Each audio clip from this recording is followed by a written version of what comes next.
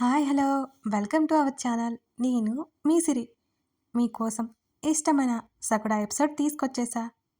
Part 7. ఇక కథలోకి వెళ్దాం. నువ్వు నా హస్బెండ్ కంటే మొదట నువ్వు నా ఫ్రెండ్వి అంటూ అతని నుదుటి మీద ముద్దు పెట్టుకుంది వేద. నువ్వు మొదట నా ఫ్రెండువైనా ఇప్పుడు నా వైఫ్వి అంటూ ఆమె దూరం జరిగే గ్యాప్లోనే ఆమె పెదవులని ముద్దాడాడు హర్ష. ఆ హఠాత్ పరిణామానికి నివ్వెరబోయింది వేద. తలుపు తెరుచుకుంది అదే సమయంలో.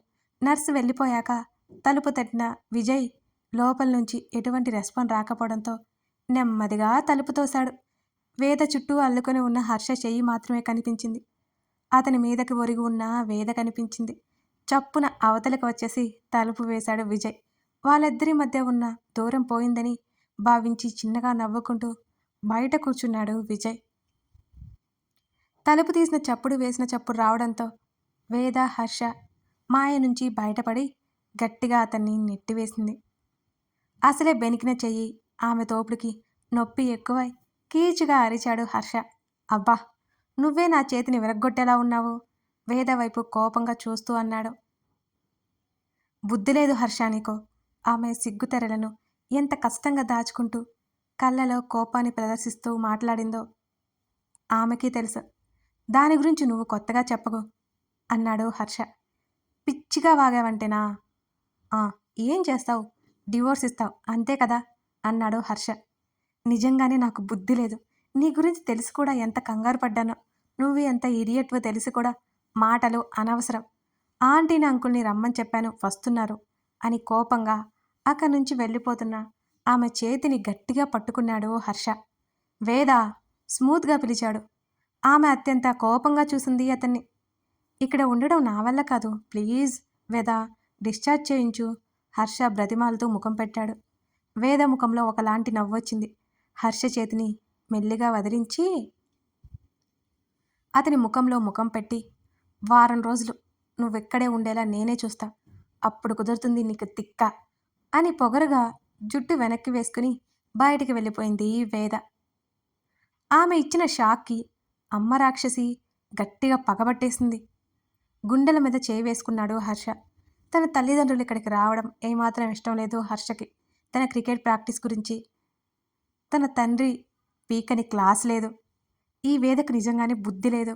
చిన్న యాక్సిడెంట్కి వాళ్ళకి కాల్ చేసి చెప్పడం ఏంటి, నాన్ సెన్స్ కాకపోతే అనుకున్నాడు హర్ష. దిండులో ముఖం దాచేసుకుంది ధరణి. తను ఈరోజు సాయంత్రం వెళ్ళిపోవాలి, కానీ ఎలా? అలాగే ఆలోచిస్తూ పడుకునిపోయింది. సాయంత్రం సమయంలో ఎప్పుడో ధరణి కిందకొచ్చింది.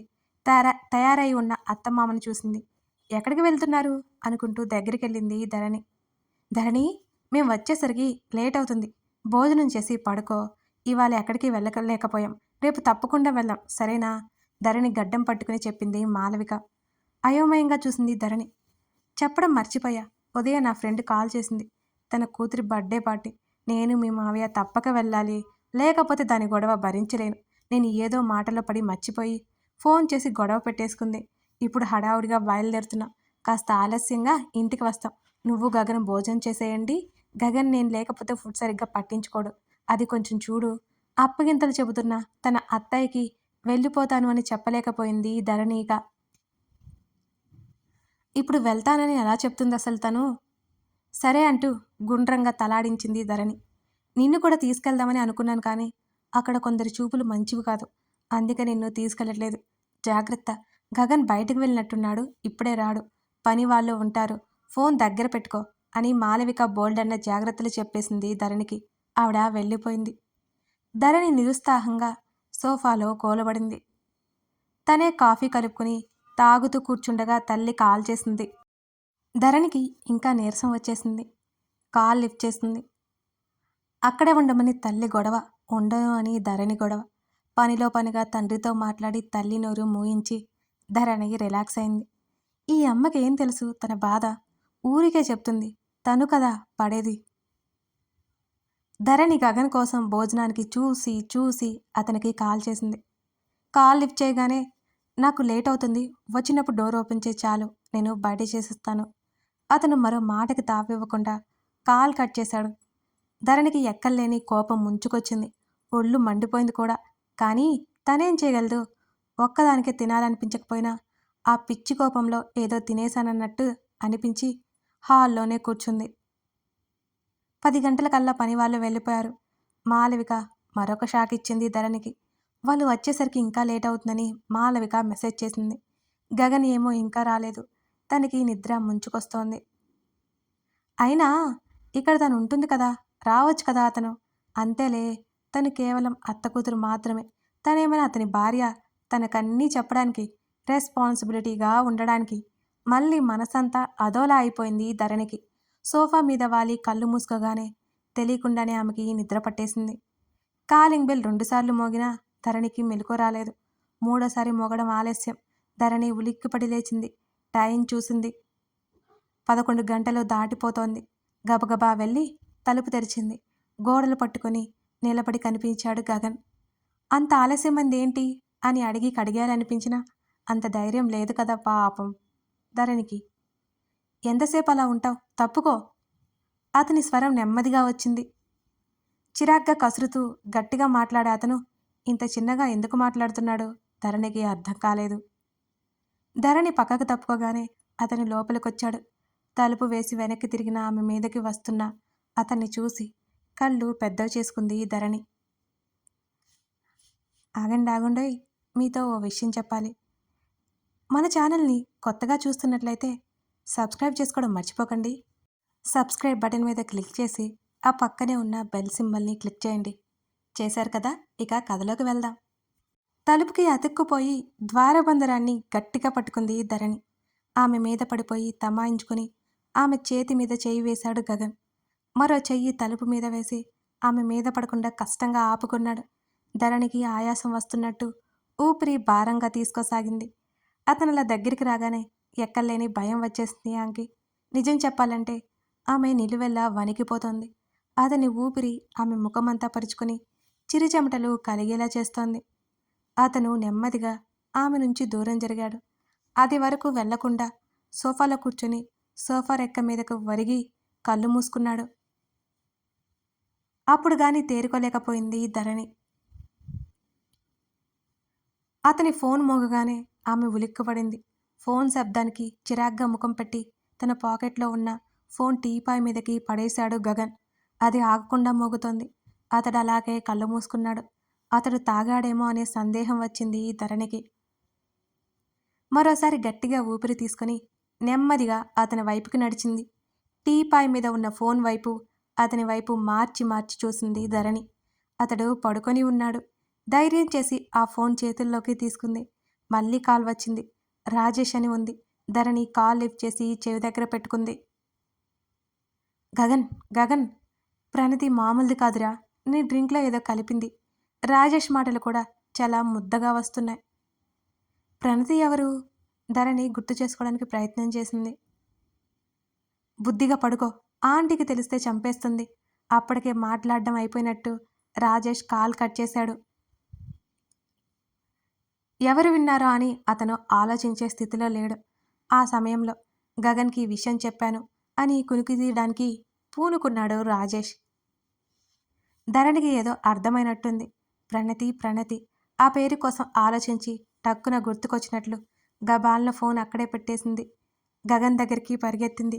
అలాగే కాస్త ముందుకు వంగి అతని చెంప మీద తట్టబోయి చివరి క్షణంలో తన్ని తాను సముదాయించుకుంది. బలంగా ఊపిరి తీసుకుని వదిలి తన చేతిని అతని చెంప మీద వేసింది. అతన్ని తను పిలవలేదు. అతని చెంప తట్టింది. 2 సార్లు 3 సార్లు ఆమె చేతిని లాక్కుని మెడ కింద పెట్టుకోవడంతో వెళ్ళి అతని మీద పడింది ధరణి. ఆ హఠాత్ పరిణామానికి ఆమెను స్థాణువైపోయింది. ఆమె బరువు తనకేమాత్రం భారం లేదన్నట్టు అప్రయత్నంగా ఆమె చుట్టూ చెయ్యేశాడు అతను. బొమ్మ అయినా నయమేమో అన్నట్టు ధరణి బిగుసుకుపోయింది అతని కౌగిల్లో. సరాసరి ఆమె ముఖం అతని చెంప మీదకు వాలిపోయింది. ఆమె కళ్ళను ఇంకా పెద్దగా చేసి దగ్గరగా ఉన్న అతన్ని చూడగా అతను కదిలాడు. గబుక్కున వెనక్కి సర్దుకోపోయి అతని పక్కన పడింది. అతని నుంచి పూర్తిగా విడిపించుకుంది. ఆమెకేమి చేయాలో పాలుపోవడం లేదు. ఏదో కలిపితే ఏమవుతుందో అనే భయం పట్టుకుంది. లేకపోతే అతను అలాగే వదిలేసి తను గదిలోకి వెళ్ళిపోయేది. అతని నుంచి లేచి మళ్ళీ ఫోన్ పట్టుకుంది. రాజేష్ నంబర్కి డయల్ చేద్దామంటే లాక్ కనిపించింది. తన లాక్ తీయడానికి చాలా ప్రయత్నించినా వృధానే. అసలేమీ తట్టలేదు ఆమెకి. ఎలాగో ధైర్యం చేసి ఆ ఫోన్ అలాగే పట్టుకుని గగన్ చెంప మీద తట్టసాగింది ధరణి. అతను కాస్త కదిలాడు. మళ్ళీ మళ్ళీ తట్టసాగింది. అతను నెమ్మదిగా కళ్ళు ఎత్తి చూశాడు ధరణి వైపు. అతని కళ్ళు మసకగా కనబడుతున్నాయి. గాఢ సుషుప్తి నుంచి మేల్కొన్నట్టుగా అతని ముఖంలో చిరాకు. ఎలా ఉంది? ఆమె అడిగింది. ఏంటి? గట్టిగా మాట్లాడు అని అన్నాడతను. అతని మాటలు ముద్దగా వస్తున్నాయి. అర్థమైంది ఆమె పెదవులు పలికాయి కానీ ఆమె స్వరం బయటికి రాలేదని. ఒంట్లో ఎలా ఉంది? ధరణి అడిగింది. డోంట్ వర్రీ, డ్రింక్ చేశాను, నువ్వెళ్ళు అని అలాగే ఒరిగిపోయాడు. ఆ మాత్రం క్లారిటీ ఇచ్చిన అతన్ని చూసి ధరణి నివ్వెరబోయింది. మళ్ళీ అతని భుజం మీద తట్టింది ఆమె. ఈసారి విసుగు ఎక్కువైపోయింది అతనిలో. మళ్ళీ ఏంటి? అతని స్వరం గట్టిగా రావట్లేదు అతను ఎంత ప్రయత్నం చేసినా. వాటర్ కావాలా? వద్దు. గదిలోకి ఆ? అదే గదిలోకొస్తే అంటూ కళ్ళతోనే చుట్టూ చూపించింది. అతను ఒకసారి లేచి తల విదిలించుకుని చుట్టూ గమనించాడు. తన గదిలోకి వెళ్ళాలి అనిపించడం సహకరించలేనట్టుంది. రాజేష్ ఇక్కడి వరకు తీసుకొచ్చి వదిలాడు. ఎలాగో ఇంట్లోకొచ్చాడు. ఏమైందో అర్థం కాక ఆలోచించే ఓపిక లేక నిద్ర విపరీతంగా వస్తుంటే గదిలోకి వెళ్ళడానికన్నట్టు నెమ్మదిగా పైకి లేచాడు. అతను సరిగ్గా నిలవలేకపోతున్నట్టు అనిపిస్తుంటే గబుక్కున అతని చేతిని పట్టుకుని అతని చేతిని తన భుజం చుట్టూ వేయించుకుంది ధరణి. I can manage. అతని మాటలకు ఆమెకు అప్పటి వరకు కంగారు పోయి కోపం లాంటిది వచ్చింది. ఈ ఈగోకేం తక్కువ లేదు. ఆమె అతనికి వినిపించకుండా అంది. డ్రింక్ చేశారన్నారు కదా తమరు. గది వరకు వస్తాను అన్నది. అతని ఫోన్ గట్టిగా పట్టుకొని పక్కకు తిరిగి అతని నడుము చుట్టూ చేతిని వేసి తల ఎత్తి అతని వైపు చూసింది. అన్నారా? నేనేం బయటవాన్నా? అతడి గద్దింపుకి అదిరిపోయింది. అతడు నడక ఆపేసేసరికి ఒకసారిగా భుజం మీద భారం పడినట్టు అనిపించి అతన్ని చుట్టుకు పట్టుకోవాల్సి వచ్చింది ధరణి. ఊహు అదేదో ఫ్లోలో వచ్చింది. ముందు గదిలోకి వెళ్దాం ధరణి భయపడుతూనే తడబాటుగా చెప్పింది అతనికి. ఆమె ఒరిగిపోతున్నట్టు గమనించి ఆమె నడుము చుట్టూ చేతిని వేసి ఆమె తల మీదకి వాల్చినట్టు నడిచాడు. ఒక్కసారిగా ప్రపంచం అక్కడే ఆగిపోయిన ఫీలింగ్ కలిగింది ధరణికి. ఆమె శరీరం వేవేల ప్రకంపనాలకు గురైపోయింది. తన చుట్టూ ఉన్న అతని చేతి మీద గట్టిగా పట్టు పెంచి ఎంతో కష్టంగా అతనితో పాటు ధరణి గది వరకు వచ్చింది. అతని ఫోన్ మంచం మీదకి విసిరి వచ్చేశామంది నెమ్మదిగా. ఆమెను వదిలి మంచం మీదకి వాలిపోతూ ఆమె చేతిని పట్టి మీదకు లాక్కున్నాడు. సడన్గా అలా పడిపోవడంతో ఆమె కీచుగా అరిచింది. మరోవైపు వేద హర్ష పిలుపుకి మ్యాగజైన్ చూస్తున్న వేద తల ఎత్తి చూసింది. రేపు డిశ్చార్జ్ చేయించు ప్లీజ్ వేద బ్రతిమాలుతున్న అతని వైపు అనుమానంగా చూసింది. నీకు యాక్సిడెంట్ అయింది, ఆ విషయం గుర్తుందా? నువ్వు 1 వీక్ బెడ్ రెస్ట్లో ఉండాలి ఆమె స్థిరంగా చెప్పి మళ్ళీ పుస్తకంలో తలదూర్చింది. వేద ప్లీజ్, అయినా నా డాక్టర్ పెళ్ళాం ఉండగా ఇక్కడ ఎందుకు చెప్పు అని అడిగాడు. నువ్వు ఎన్ని వేషాలు వేసినా ఇంటికి వెళ్ళేది లేదు హర్ష. బుక్ పక్కన పడేస్తూ అతని వైపు చూసి గట్టిగా చెప్పింది వేద. నా మీద పగబట్టేశావు, అందుకే ఇంత కష్టపెడుతున్నావు. అతను క్యాజువల్గా అన్న ఆ మాటకు ఆమె మనసు కలుక్కుమంది. ఆమె ముఖంలో మారిన రంగులను బట్టి తన మాటని మనసుకు తీసుకుందని హర్షకు అర్థమైంది. వేద అతను గొంతు తగ్గించి మంద్రంగా పిలిచాడు. ఆమె ముఖం తిప్పుకుంది. ఒకసారి ఇలారా అతను ఆమెనే చూస్తూ పిలిచాడు. It's too late Harsha, rest తీసుకో. ఆమె లేచి విండో దగ్గరికి వచ్చి గ్లాస్ డోర్ నుంచి బయటకు చూడసాగింది. పెళ్ళైన దగ్గర నుంచి ఒకరోజు కూడా ఆమె ప్రశాంతంగా లేదు. బయట అలవరుచుకున్న నిషీధలా ఉంది తన జీవితం. దానికి కారణం కూడా తనే. స్వతహాగా సారీలు చెప్పే అలవాట్లేని హర్ష ఆమెను క్షమాపణలు అడగలేదు.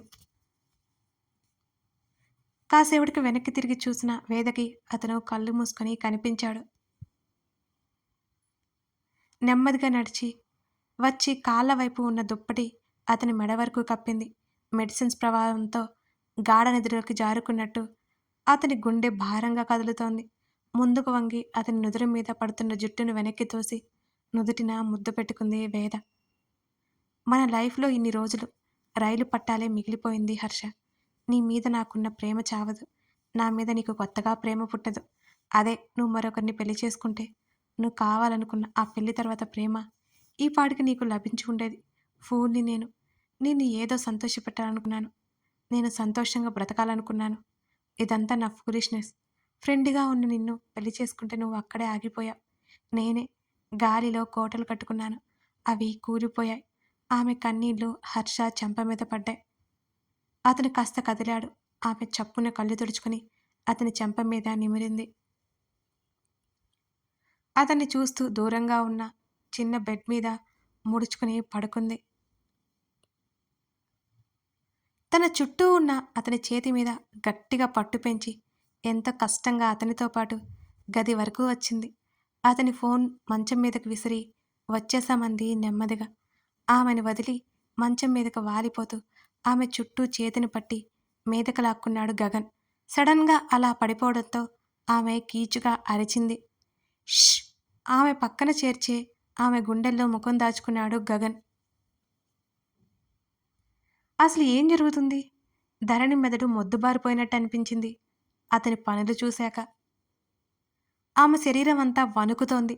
అతని భుజాలు పట్టి దూరం పెట్టడానికి చూస్తుంటే ఇంకా ఆమె గుండెల్లో ఒదిగిపోయాడు గగన్. మరో 2 క్షణాలకు ఆమె గట్టిగా కళ్ళు మూసుకుంది. ఆమె పెదవులు ఏదో బాధ తాలూకా అన్నట్టు విడివడ్డాయి. ఆమె కళ్ళల్లో చిప్పిలిన కన్నీరు ఆమె జుట్టులోకి ఇంకిపోయాయి. బలవంతంగా అతని భుజాలు పట్టి వెనక్కి నెట్టి దూరం జరిగింది.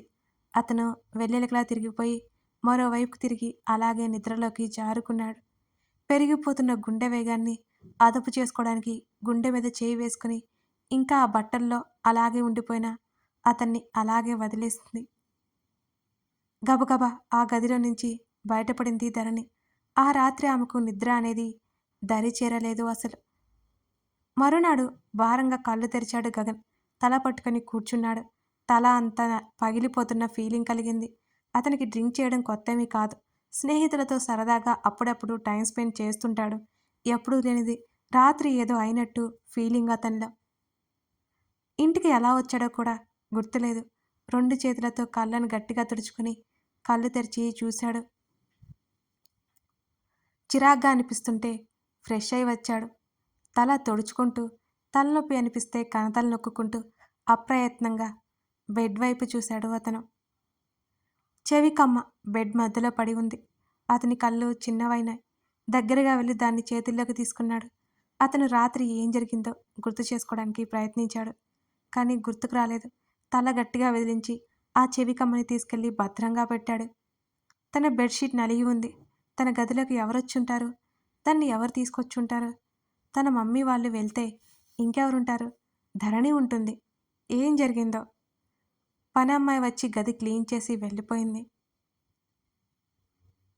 అతను పూర్తిగా రెడీ అయ్యి మెట్లు దిగుతుంటే మాలవిక గదివైపు ఏవో మాటలు వినిపిస్తుంటే అటువైపుగా వెళ్ళాడు గగన్.